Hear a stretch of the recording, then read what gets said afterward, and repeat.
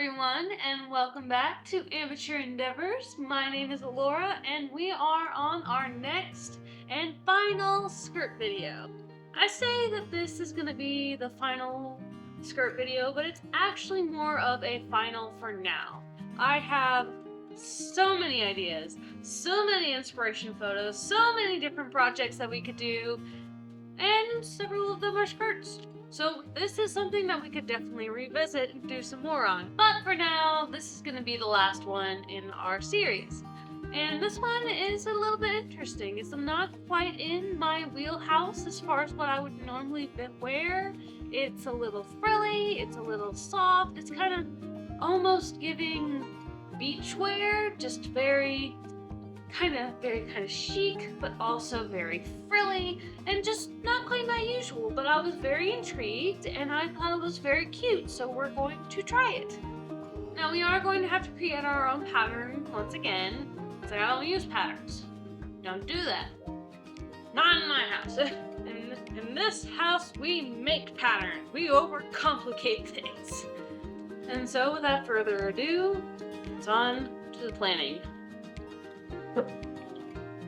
Okay, so the composition for this dress is actually fairly simple. It's basically going to be in 3 separate pieces that we sew together. Now, our first piece is going to be our main skirt piece, and that's going to start out with just a right angle, almost like our circle skirt, and then along the bottom, we're going to kind of pull it out a little bit, and then curve it up slightly towards the end. Now this piece we're going to cut on the fold, and that's just so that way our angles are going to be the same, we're going to have the same length, it's just going to be symmetrical. It's going to make things a lot easier.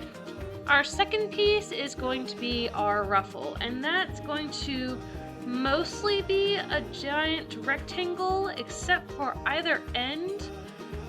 Either end, you're going to kind of taper it off just a little bit until it comes to a point, and that's just going to be where the ruffle ends at the overlap point towards the waistband, and that's just going to be so you don't have quite as much fabric bunched up there, especially for the side that's underneath of everything. You don't want a ton of fabric there, so you're just going to taper it to the end. Our last piece is just going to be our waistband, so that's going to be super duper simple.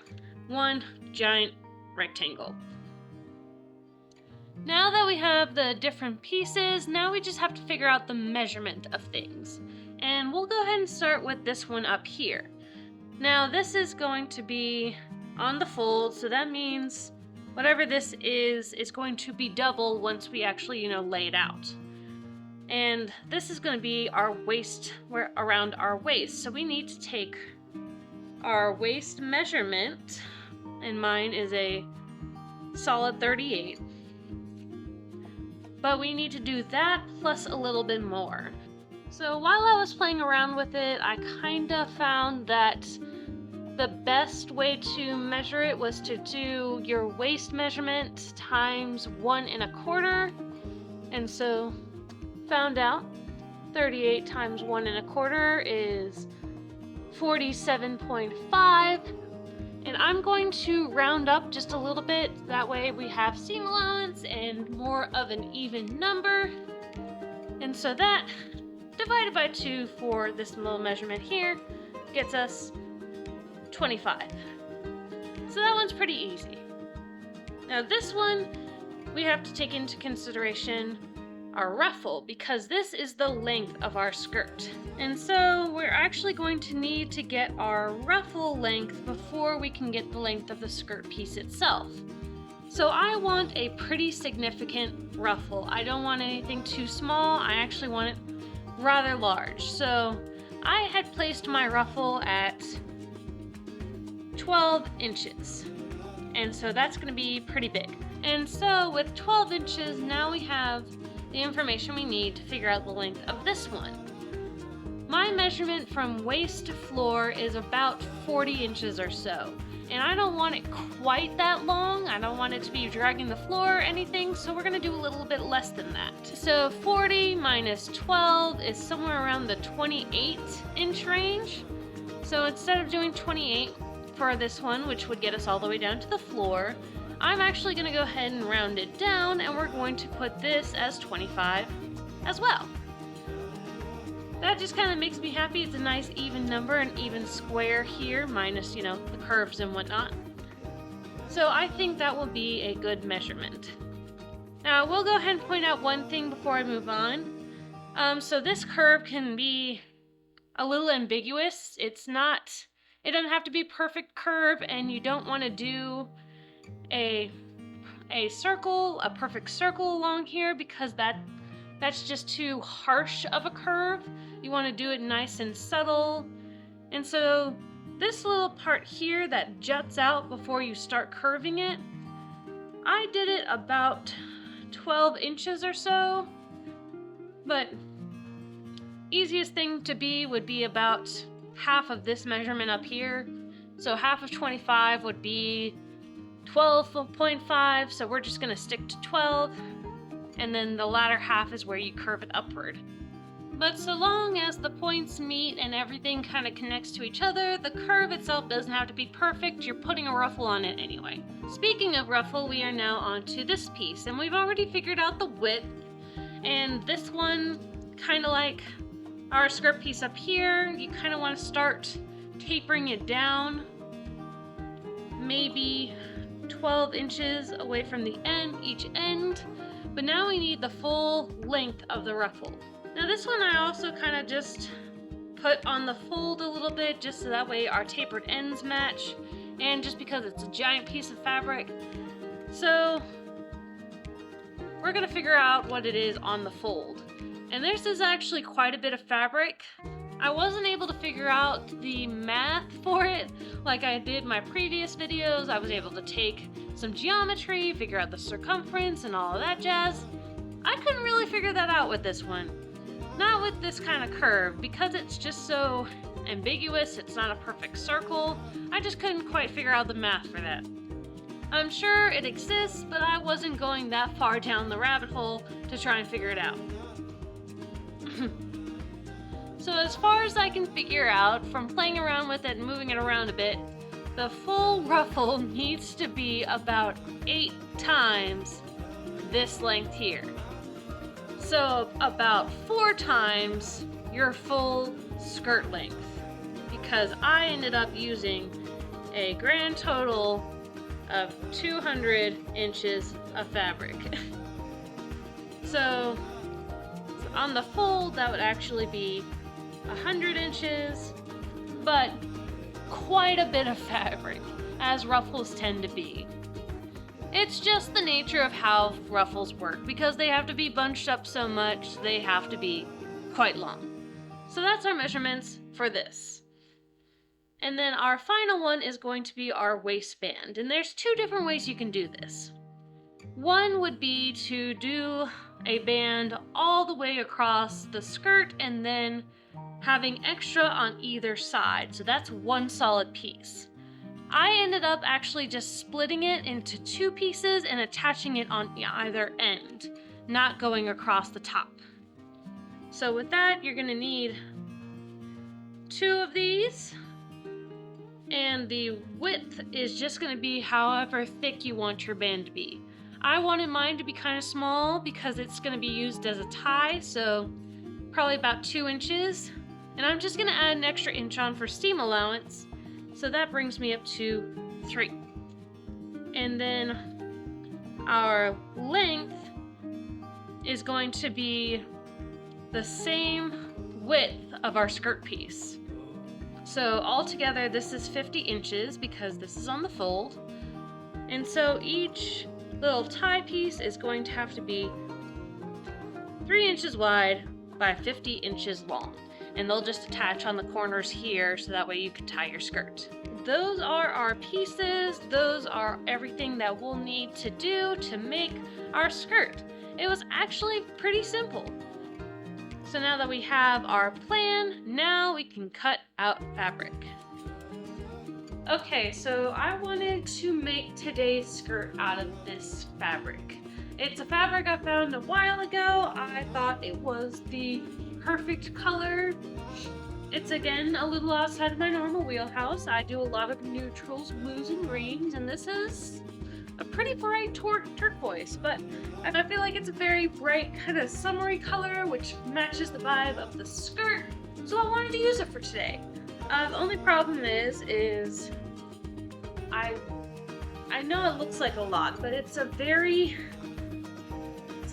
narrow panel. It is 2 curtains. Curtains are really nice when you want thick fabric for cheap and raid your local thrift store, you're about to find something. But it's very narrow. And so I'm having to look at this and I'm having to plan my pattern just a little bit more carefully than I normally would because I have a limited amount of fabric. Like I have 2 panels, so that is helpful. That is very helpful. But it's long but narrow, so we're just going to have to carefully work around that. Okay, so I know it was a little hard to tell while it was in my hands, but this is the fabric I have. It's folded in half once, but that is it. It is very small and we're going to kind of have to work around how to get this to fit. So I'm just kind of trying to figure out where my curve is. Just coming out about 12 inches from that fold line, and then I'm just taking it from the top where I need it the longest and then just curving it to meet that 12-inch point. And again, this doesn't have to be a perfect curve. I'm just kind of free drawing it out with pencil. Some seamstresses have actual tools to make perfect curves, even if it's not a symmetrical circle. I don't have all that. I have my pencil and my ingenuity, and that's all we need here. So I'm just trying to make sure that I have the lines exactly right. Now that I've mapped it out, I'm just going to go ahead and cut it with my rotary cutter. You don't have to use a rotary cutter to get curves, but it does make them a little bit easier. Just make sure if you use one of these that you use a mat underneath of it, otherwise you're going to cut up whatever is underneath. But I'm pretty happy with that curve, and now I'm just going to cut out this straight part up at the top with my scissors.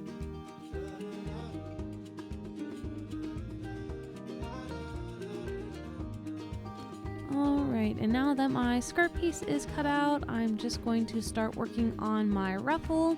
And again, I don't have a very large piece of fabric, so we're going to be breaking it up into multiple pieces. But after that, it's just a waistband, and then we should have all the pieces needed to make our skirt. Okay, so our fabric is cut out. Not sure how well this is gonna work. This entire video might be scrapped later on. But because of the way our fabric was, we had the advantage of length, even if we didn't have the advantage of depth. But because of that, what was initially in the picture broken up into 4 pieces, we were able to make out of a single piece. So we actually don't have a ton to sew together. We're going to have to sew together the ruffle piece, we're going to have to hem it, we're going to need to sew down the waistband and the tie, but at the same time, because there's not too many pieces, we actually don't have a ton of sewing to do. All of the work was in figuring out how to make the pattern actually fit onto the fabric we had. Now, I still don't know if the ruffle that we cut out is going to work. I think it will. I have high hopes, but we're gonna see how she works because at the moment, I'm not too sure. But I guess the first thing we'll start with the waistband and we'll go from there. So the waistband's gonna be really easy. I made use of the folded edge that was along one side, and we're just going to fold down the other side so that way we don't have a raw edge, and then we're just going to sew it to itself. So that way both folded ends are tucked under and secured in.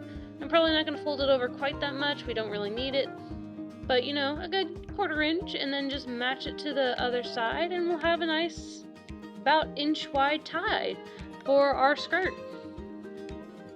It's like very simple, very easy.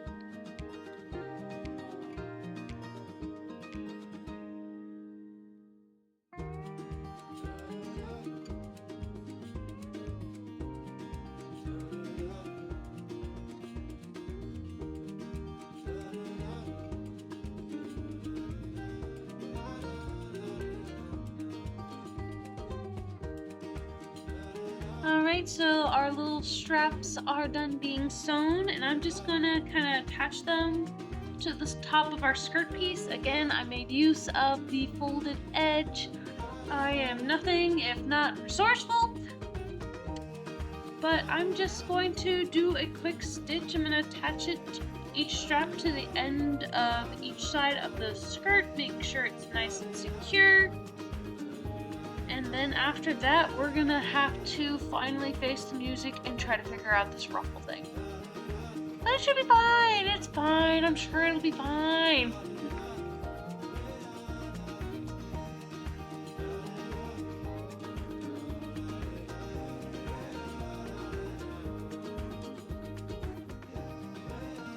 Okay, so that is my strap sewed. I did it in something of an X pattern just because I really want to make sure that this never comes off. I don't need a weak seam here because this is going to be holding the skirt onto my body, and so I need to make sure it is not going anywhere.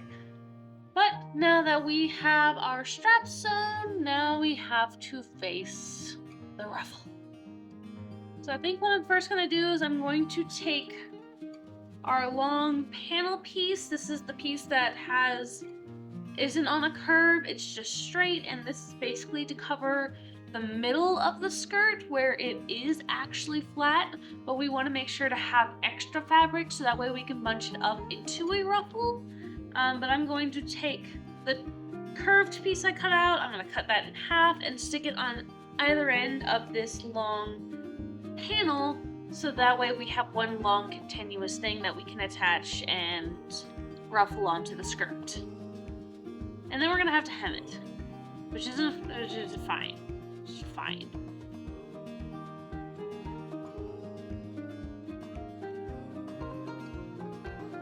Right now we have one long, solid piece, and now we have to hem it.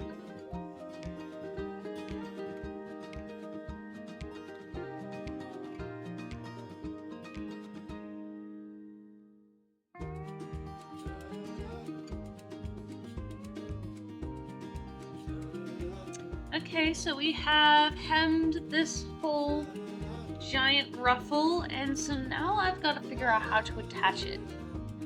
Now, getting ruffles to attach evenly can be somewhat difficult. Like, they have a tendency to shift, they have a tendency to move, and so this is going to be part that I'm going to really have to be careful on. So I'm actually going to kind of break up my ruffle into sections. So the way you normally do a ruffle is you sew across the part that you want to gather with a straight stitch at a long stitch length, so that way it can move freely. A lot of people will sew over it twice. So you gather it, sew it down, and then you attach it. I tend to skip the middle step. Again, I'm impatient, so I just kind of gather it and then pin it to death onto the piece that I'm going to attach it to, and then I sew over it. But for something this large, it can be kind of difficult to gather it all at once because it's just a lot of fabric to cover and make sure that everything's even and well placed. And so generally what I try to do with something this large is I will actually break it up into sections, usually like 4, and just gather one section at a time, and then I can take the length of my skirt and break that up into four sections, and so it gets it a lot more even. And so that's what I'm going to do here as well, is I'm going to straight stitch over my ruffle piece in 4 different places. So I'm breaking it up into 4 sections that I can move independently, and then I will find out the different sections of my skirt itself and fit those ruffle sections into those skirt sections. It's gonna make sense, I promise.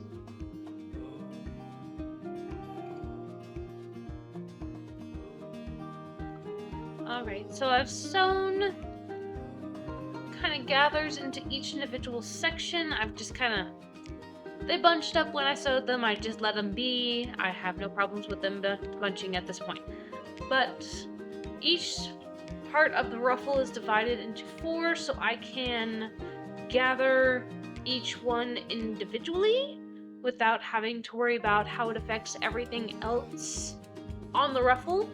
So like this section, it looks very small at the moment, but it's just here to here, but I can stretch it and I can shrink it, and it won't affect this part because the strings are not attached to each other. So now I'm just going to find those kind of same 4 points, the half, quarter, and whatnot on my skirt piece, and so then I'll know where each section of the ruffle has to fit into on the skirt itself. And then I'll pin it all down, and then I'll sew it all down, and surprisingly enough, that should be all we need to do. This was a surprisingly easy skirt to make. It's just kind of a wraparound. There are no zippers, there are no buttons, there are no making sure it fits perfectly. There's just a ruffle that kind of tweaks my brain a little bit. Really cool. We're almost done. I'm excited about it. Now it's just going to be gathering and pinning and then sewing it all down.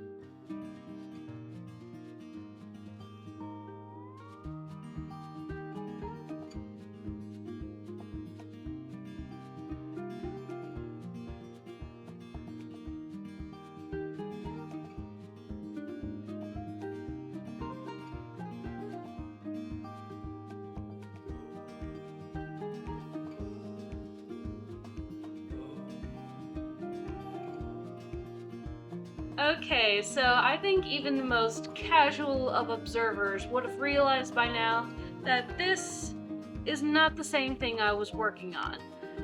In what I filmed thus far, I had been working on the skirt using this very pretty kind of turquoise green sort of fabric. The only problem was that it was just not working. So, I don't know if you guys realize this, but when I post these videos, it is not after careful consideration and several mock-ups and trial and error has already been done. The trial and error is happening in real time. Usually it works out, and I always make sure that my instructions are correct, and I make sure to double check my measurements when I'm drawing out my plan. I wait till the very end of everything to draw out my plan, so that way I know everything that I'm telling you is right. But sometimes it just doesn't work out. This was a case of choosing the wrong fabric for the wrong project. The fabric was lovely, it was beautiful, but it was very thick and very stiff, as curtains sometimes tend to be. But what I needed was something a lot softer and more flowy, not quite so dense and thick. And so I ended up having to redo everything and start over. So thus, we ended up with this lovely white fabric. Now this was just something I had laying around. I had no particular purpose for it. I thought I would use it for a lining somewhere along the line, but it turned out pretty cute and pretty lovely. It's still a little outside of my wheelhouse. I try not to wear white too much. I have a tendency of ruining it, but it's very flowy and almost beachy. Like I could definitely imagine walking down the beach and listening to the waves in this skirt. Having a swimsuit top and going for a swim in between, I could definitely imagine it. That's the vibes that this skirt gives. But needless to say, this does kind of prove the point that, yeah, you gotta make sure that you choose the right fabric for the right project. There is no one size fits all.